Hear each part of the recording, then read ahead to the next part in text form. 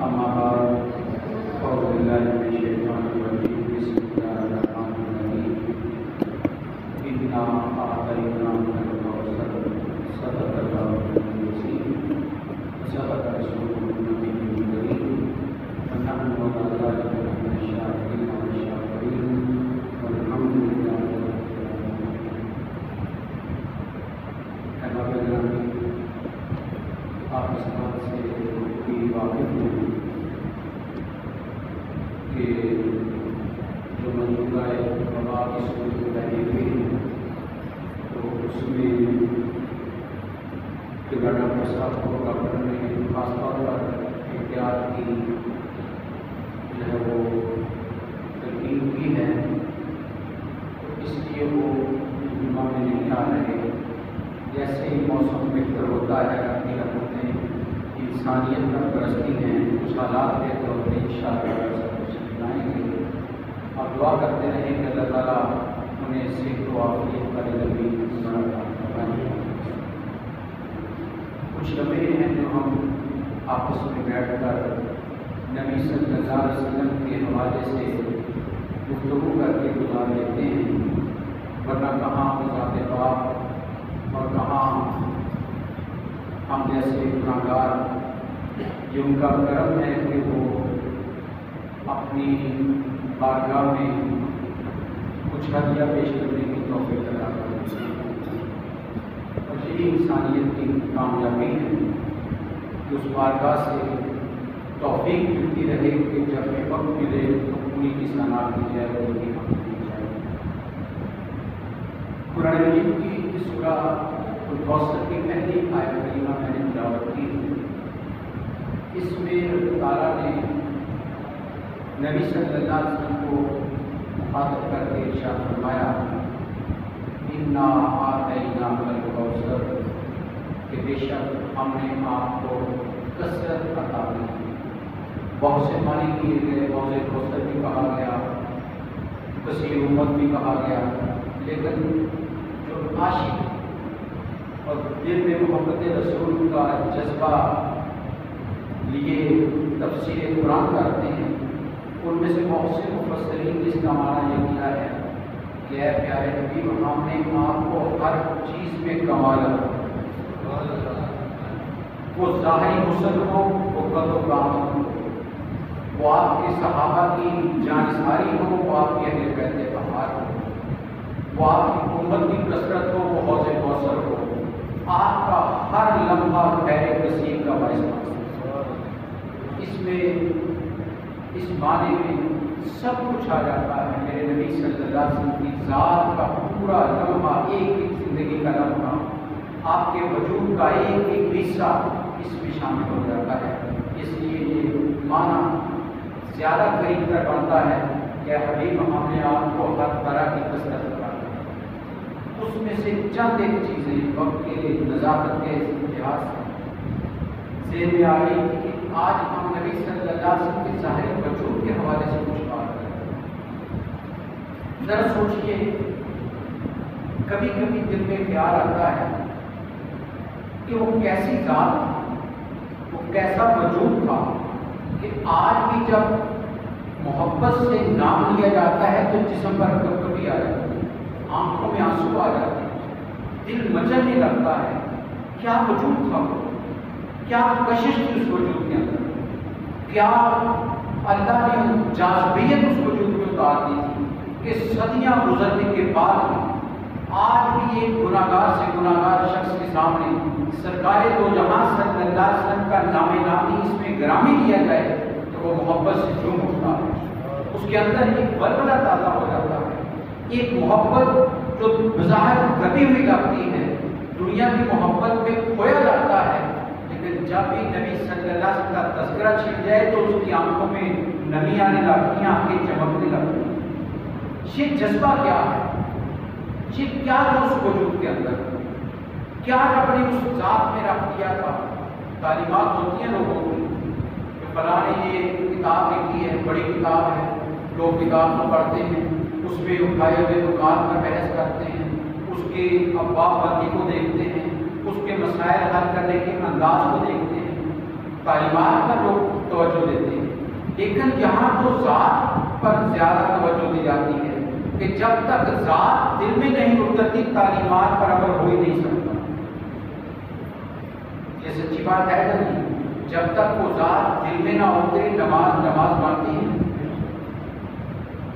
عبادت رب کی ہے، لیکن رب کی عبادت بھی محتاج ہے میرے نبی صلی اللہ علیہ وسلم کی طرف دیکھنے کی۔ لوگوں دیکھو اس وجود کی طرف، اور میرے سرکار نے تو خود فرما دیا، خود حکم دے کر بتا دیا کہ یہ بات کوئی غلط نہیں ہے۔ صحابہ نے کہا یا رسول اللہ نماز کا حکم ہے کیسے پڑھیں؟ آپ کہہ سکتے تھے کہ اللہ کے سامنے جس طرح کا بھی دل چاہے ذکر کرو، رات شب بیداری کرو، تلاوت کرو، ساری عبادت ہے، لیکن آپ نے صلاۃ نماز کا مخصوص انداز بتا دیا۔ فرمایا صلو کما رأیتمونی اصلی اور کما قال، فرمایا نماز اس طرح پڑھنی ہے جس طرح تم مجھے پڑھتے ہوئے دیکھو۔ اب رب کی عبادت بھی ذات مصطفیٰ کے بغیر مکمل نہیں ہو سکتی، کتنا کوئی بڑا مفتی اور مجدد کیوں نہ ہو، اگر سامنے کسی نے اقبال نے کہا تھا شوق تیرا اگر نہ ہو میری نماز کا امام، یا رسول اللہ صلی اللہ علیہ وسلم اگر آپ کی محبت، آپ کے جذبے، آپ کی الفت میری ایمان نہ بنے، میرے سامنے وہ جلوہ گر نہ ہو، اگر وہ جذبے وہ محبتیں سامنے نہ آئی تو کیا ہوگا؟ شوق تیرا اگر نہ ہو میری نماز کا امام، میرا قیام بھی حجاب، میرا سجود بھی، نہ سجدے کا کوئی فائدہ ہے نہ قیام کا فائدہ ہے۔ یہ سجدے اور قیام اور رکوع اثر انگیز تب ہوتے ہیں جب ان میں ذات مصطفیٰ کا کی محبت شامل ہو جاتی ہے۔ تو وہ وجود کتنا کیسا وجود تھا، اس وجود کے حوالے سے تین چیزیں مفسرین نے کتاب سیرت نگاروں نے کتابوں پر کتابیں لکھی، احادیث میں پورے باب بندی کی گئی ہے نبی صلی اللہ علیہ وسلم کے، آپ کے خصائص پر، آپ کے جمال پر، آپ کے حسن پر مکمل نہیں ہو سکی۔ ہم بھی ان میں سے چاند کلیاں اپنے سامنے کھلاتے ہیں، شاید ان کی مہک سے ہمارے اندر کی جو تاریکیاں وہ دور ہو جائیں۔ تو وہ وجود کیا وجود تھا، کیا اس میں حسن و جمال تھا؟ نبی صلی اللہ علیہ وسلم کے بارے میں حضرت ابو ہریرہ رضی اللہ عنہ آپ فرماتے ہیں، اب یہ کون ہے جو ہر وقت نبی صلی اللہ علیہ وسلم کے ساتھ ہیں؟ کثیر الروایت صحابی کہا جاتا ہے، جتنی حدیث کی روایات آئی، حدیثیں آئی، سب سے زیادہ حدیث روایت کرنے والوں میں حضرت ابو ہریرہ شامل ہیں۔ اس سے مراد ہے کہ وہ لمحہ لمحہ میرے نبی کے ساتھ ہوتے ہیں۔ فرمایا ما رأیت شیئا احسن من رسول اللہ صلی اللہ علیہ وسلم، کہ میں نے نبی صلی اللہ علیہ وسلم سے بڑھ کر کسی چیز کو حسن و جمال میں بہتر نہیں پایا، کسی چیز کو آپ سے خوبصورت نہیں پایا۔ کان الشمس تجری فی وجہہ، حضرت ابو ہریرہ کے الفاظ حدیث بیان کر رہے ہیں، اور میں یوں چہرہ لگتا تھا کہ جیسے اس چہرے سے سورج طلوع ہو رہا، روشنیاں کرنیں نکل رہی ہیں، چہرہ روشنیاں بانٹنے والا چہرہ ہے، سیاہبار چہرہ ہے، جس طرح وہ چہرہ ہو جاتا ہے ادھر سے روشنیاں ٹوٹنے لگتی ہیں۔ صحابی رسول فرما رہے ہیں، حضرت براہ اجازت وہ بھی یہ کہہ رہے ہیں، وہ کہتے ہیں نبی صلی اللہ علیہ وسلم سے بڑھ کر کوئی حسن و جمال میں نہیں تھا، اور آپ کے اخلاق سے بڑھ کر کوئی حسین نہیں تھا۔ اخلاق میں بھی آپ بہتر ہیں اور خلق میں بھی آپ کمال ہیں، نہ آپ کے جیسا خلق کسی کا ہے، نہ آپ کے جیسی تقلید کسی کی ہو سکتی، ہر لحاظ سے کامل و اکمل وجود میرے نبی صلی اللہ علیہ وسلم کا۔ تو قامت انسان دیکھتا ہے کہ فلاں لمبا ہے، نظروں کو اچھا نہیں لگتا، فلاں چھوٹا ہے، نظروں کو اچھا نہیں لگتا، لوگ انسان کے قد و قامت سے اس کی تعریف یا اس کی تنقید کرتے ہیں، لیکن نبی صلی اللہ علیہ وسلم کی ذات کے بارے میں صحابہ کہتے ہیں کہ نبی صلی اللہ علیہ وسلم آ رہے ہوتے تھے، اگر کوئی طویل قامت ہوتے تو ان میں بھی نمایاں ہوتے، اگر کوئی چھوٹے ہوتے تو ان میں بھی نمایاں ہوتے، نمایاں تر وجود ہوتا تھا۔ کہتے قد و قامت ایسی تھی کہ نہ بڑوں میں چھوٹے نظر آتے تھے، نہ چھوٹوں میں بھی نظر آتا، جس محفل میں بیٹھ جاتے سب سے بڑا وجود میرے سرکار کا نظر آتا، ہر لحاظ سے کامل وجود ہے۔ اور پھر چہرہ ایسا، ایک صحابی وہ کہتے ہیں کہ ہم طارق ان کا نام ہے، وہ کہتے ہیں کہ ہم مدینہ کے قریب سے گزر رہے تھے تو باہر قیام کیا، مدینہ کے باہر ہمارے قبیلہ تھا، وہاں ڈیرے لگا دیے، تو کہتے نبی صلی اللہ علیہ وسلم چلتے چلتے وہاں آ گئے ہمارے پاس اور آ کر کہنے لگے کہ کوئی چیز ہے بیچنے کے لیے؟ انہوں نے کہا جی وہاں اونٹ بیچنے، تو میں آپ کون سا ہے؟ دیکھا آپ نے سودا کیا اور لے کر چلے گئے۔ وہ کہتے ہیں ہم دم بخود ہم سے جرت ہی ان سے پیسوں کے بارے میں پوچھنے کی، جب آپ چلے گئے تو باتیں کرنے لگے کہ نہ نام پوچھا، نہ حسب پوچھا، نہ نسب پوچھا، کون تھا، کیسے پیسے آئیں گے، اور ان کو دے دیا، مال دے دیا۔ اب کیسے مال آئے گا، کون لائے گا، کون جانتا ہے ان کو، نام تک سے واقف نہیں ہے۔ کہتے ہیں ہم ابھی آپس میں گفتگو کر رہے ہیں، ہمارے قبیلے کی ایک عورت آئی جو ہماری گفتگو سن رہی تھی، وہ کہنے کی کیا ہوا؟ ان کا یہ ماجرا ہے، وہ اٹھ لے کر ایک آدمی ہے چلا گیا، اس نے کہا پریشان نہ ہونا، تمہارے پیسے تمہیں مل جائیں گے، کیونکہ اس چہرے میں جو حسن تھا وہ جھوٹے کا ہو نہیں سکتا۔ اور حدیث کہتی ہے کہ اگلی صبح ہوئی تو ایک مدینہ سے صحابی آئے اور آ کر ان لوگوں سے کہا یہ سرکار دو جہاں صلی اللہ علیہ وسلم کھجوریں بیچی ہیں، کہا کہ جتنے لوگوں کو پہلے پیٹ بھر کر کھجوریں کھاؤ اور پھر جتنی قیمت جائے گی اتنی اپنے کھجوریں رکھو۔ یہ ہے نبی صلی اللہ علیہ وسلم چہرہ جو روشن کے ایمان عطا کرتا ہے، وہ چہرہ کہ جس کو دیکھ کر حضرت عبداللہ بن سلام، آپ جانتے ہیں یہودیوں کے سردار تھے، مدینہ منورہ میں یہودی قبیلے، ان میں سب سے زیادہ پڑھے لکھے حضرت عبداللہ بن سلام ہیں۔ یہ کہتے ہیں کہ جب نبی صلی اللہ علیہ وسلم مدینہ تشریف لے آئے تو لوگ اب زیارت کے لیے جا رہے ہیں، پورا مدینہ جا رہا ہے کہ رسول خدا آئے ہیں، لوگ زیارت کے لیے جا رہے ہیں۔ کہتے تانتا بدا ہوا ہے، میرے دل میں بھی خیال آیا میں بھی رسول کی زیارت کروں، میں بھی لے لوں۔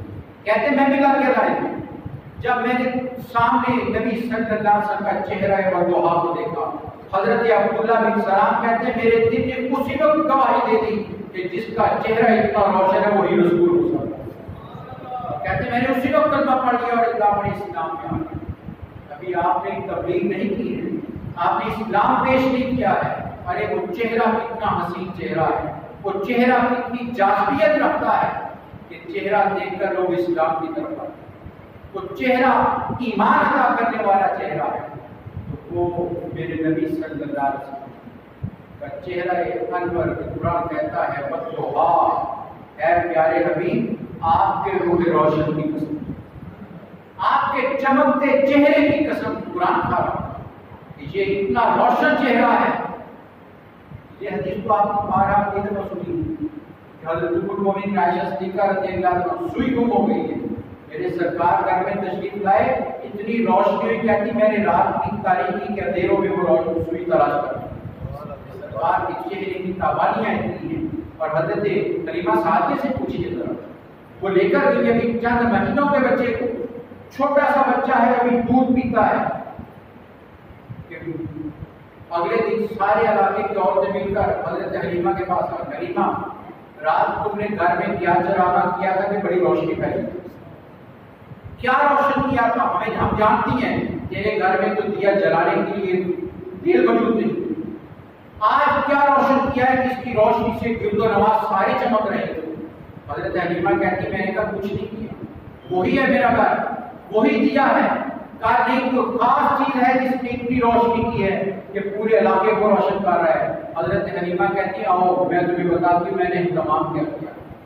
کہتی میں ان ساری عورتوں کو، بستی کی عورتوں کو لے کر اس کمرے میں لے گئی، قربان جاؤں اس کمرے پر کچا سا گروگا ہے، کچا کمرہ ہے، چھوٹا سا کمرہ ہے، اور اس کمرے میں کائنات کی جان آرام فرما رہی ہے۔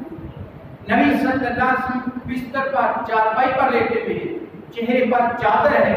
حضرت حلیمہ کہتی ادھر آؤ، آگے لے کر یہ ان کو میرے نبی کے چہرہ انور سے چادر ان کا پلو اٹھایا اور فرمایا جب سے یہ گھر میں آیا مجھے دیا جلانے کی ضرورت ہی نہیں۔ وہ چہرہ میرے سرکار کا جسے دیکھ کر ایمان تازہ ہو جاتی ہے۔ آج ہم ان کی شخصیت، ان کی ذات کے حوالے سے گفتگو کر کے ہم ایمان تازہ ہوتا ہے، ارے تو سامنے دیکھتے ہوں گے۔ یہ نصیر الدین نصیر نے کیا خوب کہا تھا، ان صحابہ کی خوشتوار نگاہوں کو سلام، صحابہ اکرام کی ان نظروں کو سلام ہے، ان صحابہ کی خوشتوار نگاہوں کو سلام جن کا مسلک تھا طواف رکن ذیبہ کا۔ ارے صحابہ کرتے کیا تھے؟ میرے نبی کے چہرے کا طواف کرتے رہے۔ صحابہ وہ صحابہ ہر روز جن کی عید ہوتی تھی، نبی کا قرب حاصل تھا تو ضرورت عید ہوتی تھی، وہ چہرہ مصطفیٰ سامنے تھا۔ یہی تو شان ہے صحابہ کی، اور کیا ان کے پاس؟ وہ عبادات میں کتنے صحابہ ایسے ہیں جن کی عبادات بہت تھوڑی ہیں، عمریں تھوڑی ہیں، لیکن وہ کائنات کے ہر بڑے سے بڑے صوفی اور مجدد سے بڑھ کر مقام رکھتے ہیں۔ کیوں؟ ارے ان کی نگاہوں نے چہرہ مصطفیٰ کو دیکھا، سامنے تھا وہ چہرہ۔ حضرت ابو طفیل ایک صحابی ہوں، یہ نبی عمر پانے والے صحابہ میں آخری جو صحابی دنیا سے ان میں سے ایک ہے۔ وہ کہا کرتے تھے ارے تم سے میرے نبی کے بارے میں پوچھو چہرہ کیسا تھا۔ لوگ پوچھتے کیسے تھے؟ کہتے ہیں وہ چہرہ اتنا ملاحت والا چہرہ تھا کہ دیکھ کر جو چاہتا تھا آگے دوسری طرف کرے نہ، ادھر ہی ٹکارے ادھر۔ کسی نے کہا وہ چہرہ حضرت جابر کہتے ایک رات نبی صلی اللہ علیہ وسلم گھر سے تشریف لائے، آپ نے سرخ رنگ کی عبا پہنی ہوئی اور چاند چودھویں کا چمک رہا۔ حضرت جابر کہتے ہیں میں نبی صلی اللہ علیہ وسلم سرخ رنگ کی عبا کے اندر میرے مصطفیٰ کریم صلی اللہ علیہ وسلم کا چہرہ روشنیاں بانٹ رہا۔ آپ فرماتے میں کبھی نبی صلی اللہ علیہ وسلم کے چہرے کو دیکھتا، کبھی چودھویں کے چاند کی طرف دیکھتا، بار بار دونوں کا تقابل کر رہا تھا۔ صحابی نے پوچھا کہ کیا فیصلہ کیا؟ وہ کہتے خدا کی ذات کی قسم میرا فیصلہ یہی تھا کہ میرے مصطفیٰ کا چہرہ چاند سے زیادہ حسین، وہ چہرہ اکبر جس کی مثل کوئی بھی نہیں ہے، جس کی مثال قیامت تک نہ بنی گئی نہ بن سکے گی، وہ میرے مصطفیٰ کریم صلی اللہ علیہ وسلم۔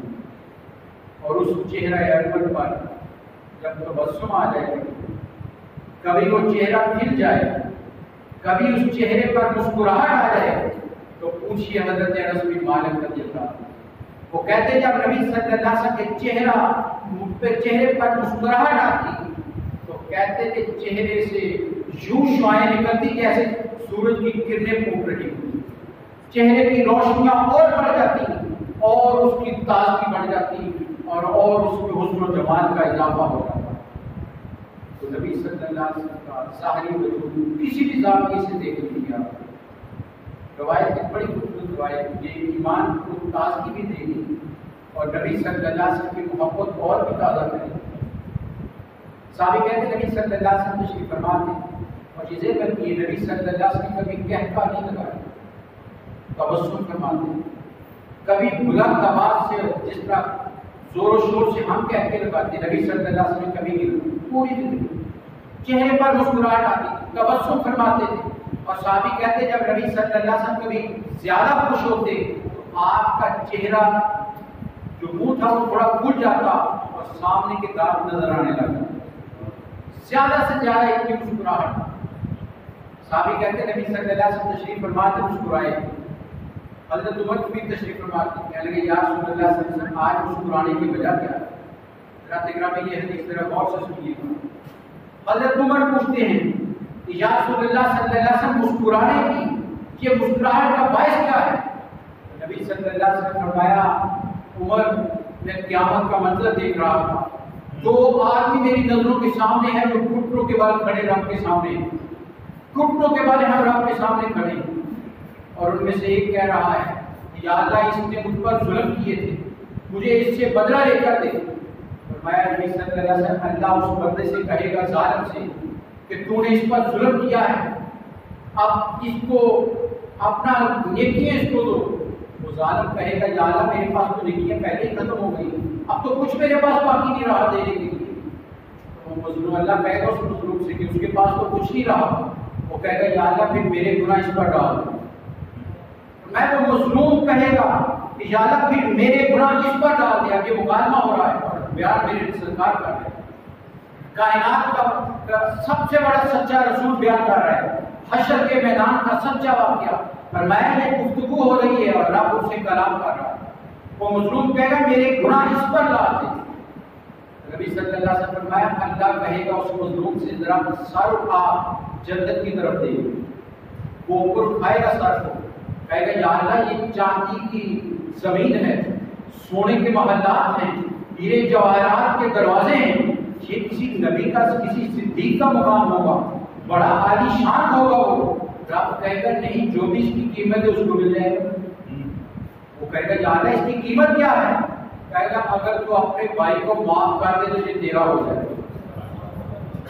ذات گرامی ذرا سنیے، محبت رسول کو دل میں منتقل کیجیے، میرے سرکار نبی دے رہے ہیں۔ رب کہے گا اگر تو اپنے بھائی کی غلطی کو معاف کر دے یہ تیری ہو جائے گی۔ وہ کہے گا یا اللہ میں نے اسے معاف کیا، اب رب کی رحمت کا اندازہ لگائیے۔ رب کہے گا پھر اٹھ اور اپنے اس بھائی کا ہاتھ پکڑ اور تم دونوں جنت میں چلے۔ میں اس منظر کو دیکھ کر آج یہاں مدینہ میں بیٹھ کر مسکرا رہا ہوں۔ ارے تبسم میرے نبی کا معمولی تبسم نہیں ہے، یہ تبسم فرمائیں تو تقدیر کے فیصلے ہو جاتے ہیں، یہ مسکرائیں تو انسان کی تقدیر بدل جاتی ہے، یہ مسکرائیں تو کائنات کھل اٹھتی ہے، پھول کھلنے لگتے ہیں۔ کیوں؟ یہ کائنات کا سب سے بڑا وجود ہے میرے سرکار صلی اللہ علیہ وسلم۔ کس کس آپ کے وجود کی بات کی جائے، کس کس آپ کی عزم کی بات کی جائے؟ حضرت ام سلیم یہ حضرت انس بن مالک کی والدہ ہیں، ابو طلحہ انصاری کی زوجہ ہے۔ اس گھرانے سے نبی صلی اللہ علیہ وسلم کو بہت پیار ہے، اور روایت کہتی ہے کہ نبی صلی اللہ علیہ وسلم بے تکلف جس گھر میں جب چاہے جا سکتے تھے وہ حضرت ام سلیم کا گھر، جب دل چاہتا چلے جاتے، جب دل چاہتا پیغام بھیج دیتے کہ یہ چیز بھیجو، اتنا اس گھرانے سے آپ کو تعلق۔ اور حضرت انس بن مالک کو آپ کے بعد میں خاص 10 سال میرے نبی کی خدمت کرنے والے خادم خاص حضرت انس بن مالک۔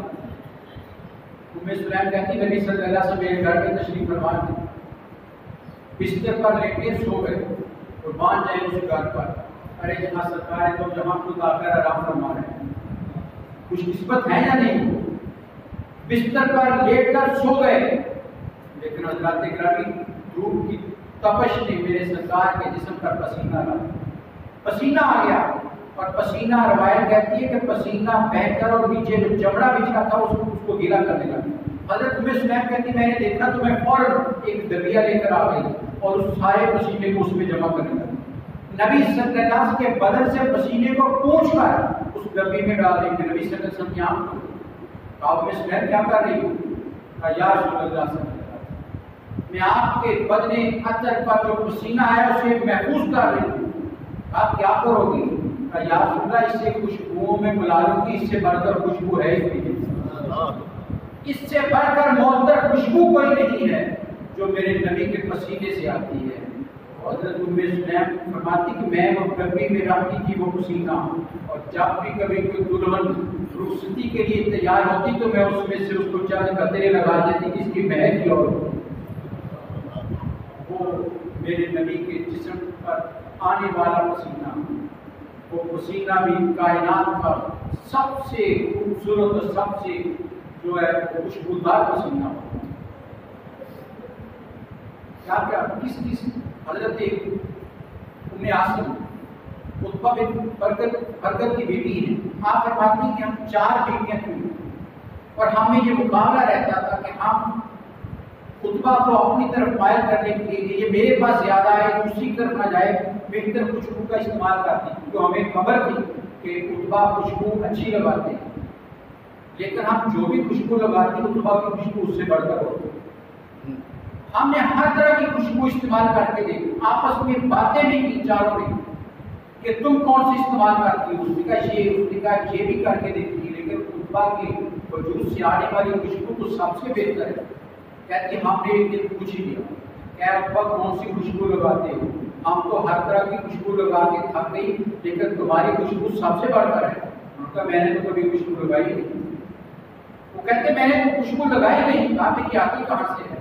فرمایا میں جب ابھی چھوٹا تھا بیمار ہو گیا، میرے پورے بدن پر پھنسیاں نکل آئیں، میں نبی صلی اللہ علیہ وسلم کی بارگاہ میں حاضر ہو گیا، یا رسول اللہ صلی اللہ علیہ وسلم جسم بیمار ہے، زخم ہو گئے ہیں۔ آپ نے فرمایا جب اوپر والی قمیض کو اتارو، کہتے میں نے قمیض اتار دی، سرکار دو جہاں صلی اللہ سے کچھ پڑھ کر اپنے ہاتھوں پر دم کیا اور میرے پشت پر ہاتھ جو ہے وہ مل دیا، ہاتھوں سے پشت کو ملا۔ حضرت اتبا کہتے ہیں خدا کی ذات کی قسم اس دن سے میرے بدن سے خوشبوئیں آ رہی. اور سیرت نگاہ دیکھتے کہ ان کے ہاں جو بچہ پیدا ہوا اس کے بدن سے بھی خوشبو آ رہی. ارے وہ نبی، ہم اس نبی سے محبت کرتے ہیں. وہ ہماری آنکھوں کا تارا رسول، وہ کائنات کا سب سے بڑا وجود کہ جس کے جسم کا ایک ایک حصہ کائنات کی بھی رحمت ہی رحمت، کائنات کے لیے. ارے لاب دہن تو انسان کتنا پارسا ہو، کتنا اجلا ہو، کتنا نہایا دھویا ہو، لیکن اس کے لاب دہن کو کوئی پسند تو نہیں کرتا. جگہ جگہ لکھتے ہیں کہ دھوپ نہ پھینکو، گندگی نہ پھیلاؤ، لیکن قربان جائیں کائنات کے سب سے بڑے وجود کے لاب دہن کا نبی صلی اللہ علیہ وسلم کا لاب دہن. صحابی کہتے ہیں کہ ہم نبی صلی اللہ علیہ وسلم کے پاس ایک پانی لے کر آئے ڈول میں. آپ نے اس میں سے تھوڑا سا پانی پیا اور کلی کر کے ڈول میں ڈال دی اور فرمایا جاؤ جا کر کنویں میں پھینک دو.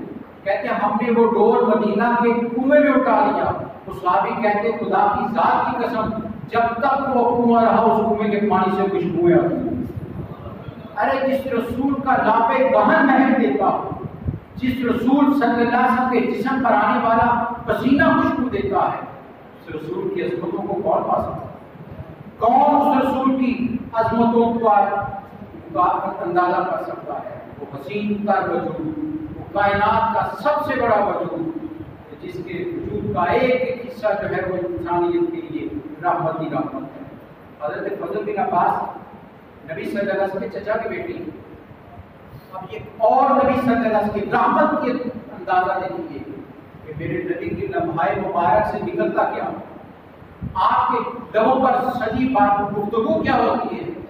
بہت ساری ہیں حدیثیں، ساری میرے نبی کے لبوں پر سجی باتیں ہیں، لیکن وہ جو ہم سب کے لیے ایک یقین کا باعث بنے گی، ہمیں ایک ڈارس بنداتی ہے، وہ حدیث حضرت فضل بن عباس رضی اللہ عنہ کہتے ہیں کہ میں وہ تھا کہ جب نبی صلی اللہ علیہ وسلم کو قبر انور میں اتار دیا گیا تو سب سے آخر میں جس نے آپ کے چہرے کی زیارت کی وہ میں، آپ کے چچا کے بیٹے حضرت عباس کے بیٹے بھائی لگتے ہیں. کہتے ہیں میں نے آخری تھا جس نے نبی صلی اللہ علیہ وسلم کا قبر کے اندر اتارا ہوا ہے، چہرے پر سے کپڑا ہٹایا، زیارت کی. کہتے میں نے جب چہرے سے کپڑا ہٹایا تو میرے سرکار کے لب ہل رہے. کہتے میں حیران رہ گیا. کہتے میں قریب ہوا، کان قریب کیے تو میرے نبی کے لمحہ مبارک پر کیا سجا تھا. فرمایا نبی صلی اللہ علیہ وسلم کی لمحہ مبارک پر تھا یا اللہ میری امت کی مغفرت کر، میری امت کو بخش دے.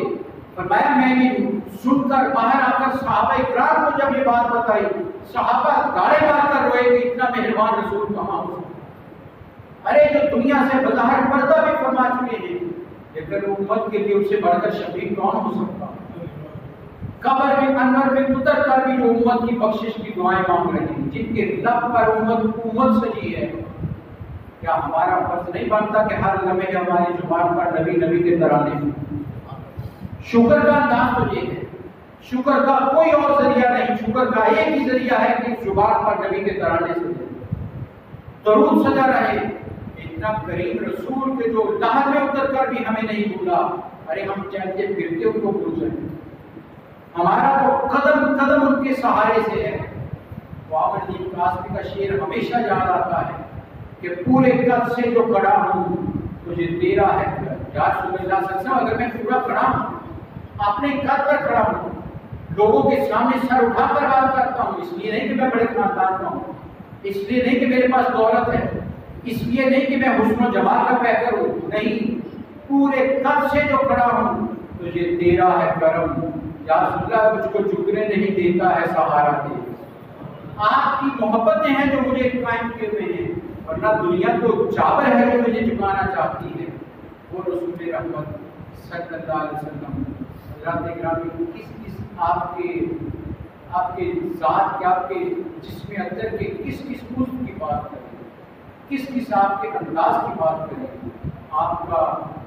آپ کے جسم اندر پر جو بھی وجود پر کے ساتھ مسک حضرت انس بن مالک کرتے ہیں، بڑی خوبصورت بات. لوگ کہتے ہیں یہ بھی طویل عمر پانے والوں میں ہے، نبی صلی اللہ علیہ وسلم نے درازی عمر کی دعا دی کہ خادم رسول تھے. کہتے ایک دفعہ لوگ مل کر آ گئے کہ صحابی رسول ہیں. انہوں نے کھانے کے لیے کچھ چیزیں منگائی, دسترخوان بچھا, کھانا کھایا تو آپ نے اپنے ملازم کو آواز دی کہ جاؤ ادھر سے کپڑا لاؤ, ہاتھ صاف کروائے. کہتے جب وہ لے کر آئے تو بڑا میرا کپڑا, بڑے داغ لگے. تو حضرت انس نے کہا اسے آپ جلاؤ اور اس میں پھینکو. آپ جلا کر اس کپڑے کو اس میں پھینک. لوگ کہتے ہیں ہماری آنکھوں کے سامنے ان کے غلام ان کے ملازم نہیں, آپ جلائی اس کپڑے کو اس میں پھینکا. تھوڑی دیر کے بعد روٹی سے نکالا. کہتے جب وہ نکال کر لائے تو وہ اچھلا ہوا دودھ کی طرح چمک رہا. کہتے ہمیں حیران رہ گئے. پوچھا کہ اے انس بن مالک یہ کیا ہوا, یہ کیا ماجرا ہے, اسے آپ نے جلایا کیوں نہیں؟ تو حضرت انس نے کہا لوگوں یہ وہ کپڑا ہے جس سے میرے سرکار چہرے انور کو پر پسینہ پوچھا کرتے. ارے جو چیز میرے رسول کے وجود سے مس کر گئی ہے اس کو آپ جلا نہیں سکتے. اس کے داغ کو تو صاف کر دیا ہے لیکن اسے جلایا نہیں. حضرات گرامی یقین رکھیے اس رسول کو سینے میں بسا لیجیے, داغ سب دھل جائیں گے اور ہم پاک ہو کر اس رسول کے سامنے سرخرو ہو جائیں گے. شرط یہ ہے کہ وہ رسول اندر آئے, اپنی ذات میں اتاریے اس رسول. یہ دل مرکز ہے میرے رسول کا, یہ دل محور ہے میرے رسول کا. اس دل میں اگر تم بسے تو میرے رسول کی ذات ہو, میرے رسول کی سیرت ہو, میرے رسول کا اوصاف ہو. جب بھی انسان کبھی کہا تھا کسی نے دل کی آئینہ میں ہے تصویر یار, ارے دل کے شیشے پر اپنے محبوب کی تصویر سجائی ہوئی. دل کے آئینہ میں ہے تصویر یار, جب ذرا گردن جھکائی دے. ارے جب بھی دنیا پریشان کرتی ہے دل پر نگاہ کرو کہ محبوب واسطہ ہے, سارے غم دور ہو جائیں. وہ رسول محمد قرآن کہتا ہے انا اعطیناک الکوثر. اے حبیب ہم نے کثرتیں ادا کی. آپ کے وجود کا ایک ایک حصہ کائنات کے کسی انسان میں سارے بھی مل جائیں تو اس جیسا نہیں ہو سکتا, ان کا مقابلہ نہیں کر سکتا. آپ کی انگلیاں مبارک ہیں.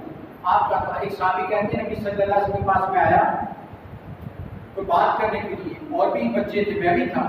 کہتے آپ نے گفتگو کی باتیں کی تو پیار سے اپنا ہاتھ میرے سر پر پھیرا, دستے شفقت میرے سر پر پھیرا. وہ صحابی کہتے خدا کی ذات کی قسم میں بوڑھا ہو گیا, میرے بال سفید ہو گئے, لیکن جہاں جہاں میرے نبی کا ہاتھ لگا تھا وہ کالے کے کالے ہی رہے. وہ بوڑھے نہیں ہوئے, وہ جوان کے جوان نہیں. ارے اس رسول جہاں ہاتھ لگا دیں وہاں عمر تھم جاتی ہے, وہاں کائنات رک جاتی ہے, وہاں کوئی دنیا کا اثر نہیں ہوگا. وہ رسول محتشم صلی اللہ علیہ وسلم, وہ ہمارے رسول. یہ فخر ہے ہمیں کہ وہ ہمارے رسول گناہ گار صحیح, خطا کار صحیح, دنیا کی محبت میں کبھی کبھی ہم الجھ بھی جاتے ہیں, کبھی کبھی ہم گناہ کی طرف مائل بھی ہو جاتے ہیں, لیکن پھر جب لوٹتے ہیں تو اپنے نبی کو یاد کرتے ہیں. ان کی محبت دل کے زنگ کو دور کرتی ہے, ان کی یاد دلوں کی بیماریوں کا علاج کرتی ہے. کوئی اور حضرت قتادہ جب میں آنکھ نکل گئی, باغی ہوئے نبی صلی اللہ علیہ وسلم, یا رسول اللہ صلی اللہ علیہ وسلم آنکھ لٹک گئی ہے. کہا کیا چاہتے ہو؟ یا رسول اللہ بھی جہاد کرنا ہے. میں ادھر آؤ. اپنے ہاتھ کی ہتھیلی پر آنکھ کو رکھا اور اوپر کر کے جہاں آنکھ کی باہر رکھ کر مر دیا اور اپنا لابے دہن اس میں لگا دیا. حضرت قتادہ کہتے ہیں کہ وہ آنکھ جب تک میں زندہ رہا دوسری آنکھ سے زیادہ دیکھتی. اور روایت کرنے والے لکھتے ہیں کہ ان کی نسل میں یہ بات مشہور ہو گئی کہ اس نسل میں جو بھی بچہ پیدا ہوتا ہے اس کی اس طرف والی آنکھ زیادہ دیکھتی ہے جو میرے نبی نے حضرت قتادہ کو. سبحان اللہ. وہ ہیں, وہ میرے رسول ہیں, وہ ہم سب کے رسول ہیں صلی اللہ علیہ وسلم. ان کو یاد کیجیے, ان کی محبتیں یاد کیجیے, ان کی شفقتوں کو یاد کیجیے, ان کی مہربانیوں کو یاد کیجیے. کتنے قریب رسول ہیں. فرمایا میری امت کے صحابی کس نے کو بات کی تو فرمایا کیوں الجھتے ہو بوڑھے کے ساتھ, کیوں اس کو برا کہتے ہو؟ یہ بوڑھوں کے لیے کہہ رہا ہوں اور جواب بھی سنیں. فرمایا میری امت کے بوڑھوں کی وجہ سے تو امت کو رزق دیا جائے. فرمایا امت کے بوڑھوں کی وجہ سے خدا امت کو رزق دیتا ہے. اور ایک اور حدیث ضمن میں سن لیجیے. آپ نے فرمایا جو جب کوئی ضعیف کوئی بوڑھا سفید ریش والا ہاتھ اٹھاتا ہے دعا کے لیے تو رب کہتا ہے کہ مجھے حیا آتی ہے کہ میں اس کی دعا کو رائے گا اور میں اس کے سفید بالوں کی لاج رکھ کے کائنات کا مالک رب کہتا ہے بے نیاز ہے سب سے، فرمایا مجھے اس کے سفید بالوں سے حیا آتی ہے کہ میں اس کے ہاتھوں کو خالی لوٹا دوں۔ سوچئے گا ذرا جوانوں، بڑوں کی کتنی ہم عزت کرتے ہیں، کتنا احترام کرتے ہیں، کتنا ہم ان کا ادب کرتے ہیں، سفید داڑھی کا کتنا ادب کرتے ہیں۔ ارے میرے سرکار تو فرما رہے ہیں اس سفید داڑھی اور سفید بالوں کی وجہ سے عرش والا رب بھی دعا کو رائے گا نہیں جانے دیتا۔ اپنی دعائیں قبول کروانی ہیں تو ان بوڑھوں سے کہا کیجیے، دعا کیجیے۔ اللہ تعالیٰ مجھے اور آپ کو سرکار کائنات صلی اللہ علیہ وسلم کی محبت میں زندہ رہنے کی توفیق عطا فرمائے کہ دو چار باتیں جو آپ کی سیرت کی کلیوں سے کچھ چیزیں چنی ہیں ان کو میرے لیے اور آپ کے لیے آخرت میں نجات کا باعث بنائے اور ہماری زندگی کا لمحہ لمحہ